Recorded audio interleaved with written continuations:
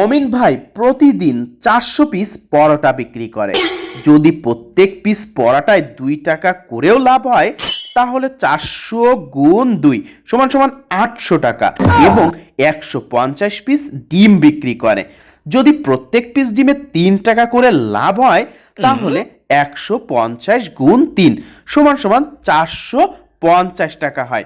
এবার total 800 plus 450 টাকা, মোট 1250 টাকা হয়। তাহলে মমিন ভাইয়ের প্রতিদিন লাভ হয় প্রায় 1200 টাকা। তাহলে মাসে 1200 গুণ 30 মোট 36,000 টাকা। তাহলে বছরে 36,000 গুণ 12 4,32,000 টাকা। বাবা, 4,32,000 টাকা বছরে ইনকাম, যাতে হয় না প্রাইমারি স্কুলের মাইনে। দৌড় বাড়া, এখন থেকে পড়াটাই বিক্রি করব।